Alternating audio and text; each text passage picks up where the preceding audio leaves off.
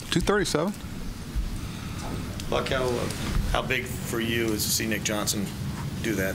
Nick had a lot of good bats tonight. You know, it's the type of at-bats that he's capable of putting together that we saw in the spring. I think you can tell what everybody in the clubhouse thinks of him and respects him. So, you know, to see him make the contribution he made tonight, it's not like he hasn't. He had some good at-bats over Fenway, too. But I think he's not a guy that, I mean, he's very professional. And you know that he's grinding. Was it hard for you to stay with him as long as you did? I mean, you had the almost 0 for 30 early on. Well, you know, you trust guys with Nick's makeup and the things he's been through to get to this point. He's always been coveted on clubs if he could just stay healthy. And I think that's what's been frustrating for him for the first time in a long time. He's been healthy. Knock on wood, but he'll be the first to tell you tonight was one night.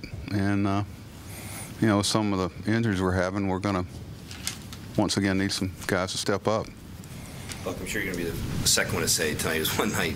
But, I mean, is that a real good win for you guys? Oh, yeah. Oh, yeah, especially against, you know, it's, we all know what kind of club Tampa is. Like I said before, it's a given that they're going to, you know, be a force. And we got a, you know, Dana bent but didn't break. And I thought, you know, we've forgotten the relay from Andino to the plate there to shut that run down. And, you know, we had a perfect relay from both players, not only the infielder but the outfielder. And, you know, I've had a great seat of that being on the other end, where the runner's sitting there wondering what hit him. But, you know, it's a great play. A lot of good plays. And Dino made some good plays. I thought Flaherty handled himself well at third. So, and Chris made a great pick on a play in the hole early in the game from JJ that not many shortstops or first baseman make. So there were a lot of good defensive plays in that game. Poor Jonesy, I don't know if anybody could have caught that ball. It started out in left center field and came all the way across. Of course, there was another one we hit. I think Chris hit a ball that went all the way across the field. Their shortstop slash second baseman couldn't make. I wonder how Matt held on to that ball with that kind of a violent collision. How impressed were you with that? I'm sure he can't remember either, but it's concern. You know, it's a tough game played by tough people on both sides of the diamond, and you know, I'd be searching. You know, it's an unfortunate part of it, and you know, Matt's blocking the plate there, and didn't really give him any avenue. It's tough to take your emotion out of that play because we all, you know, I love all my players, but we, you know, in that situation there, you know, you're looking for something. And as much as I've had Robbie and different guys look at it, there's really nothing there. It's a good, hard, clean play, just like a good, hard slide at second base. You know, it's the way the game's played, and you know, it's makes you realize how many things go on like that. The guys, he's cutting his mouth, cut up on his ear, but and we kept checking with him the whole time. He'll.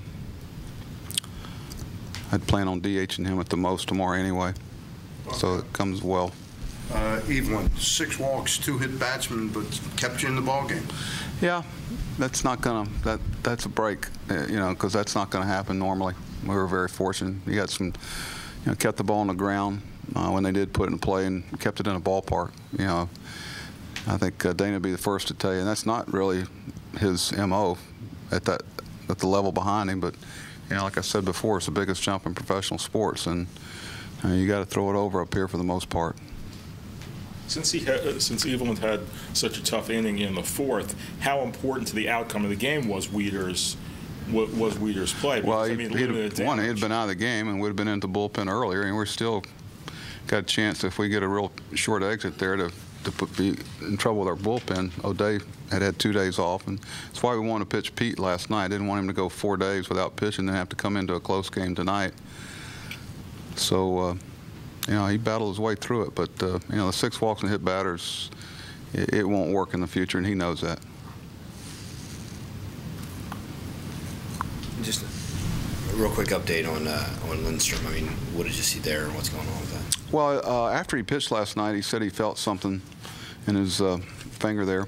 I'm sure y'all have identified the finger and all the descriptions. Annular. I'm sure y'all got it all. If not, I'll get it for you. But you know, they're going to get a MRI and see. But I know Dr. Wilkins got here from surgery a little after 5, and after examining him, said that it would be a while, at least a DL period. So, you know, until we get the reports back, you know, I'm not going to project it. Everything with Wada, you know, Dr. Yoakum did call. He went as expected. So we'll see what next spring takes us. And we got some other things we've got to decide between now and tomorrow. So stay tuned.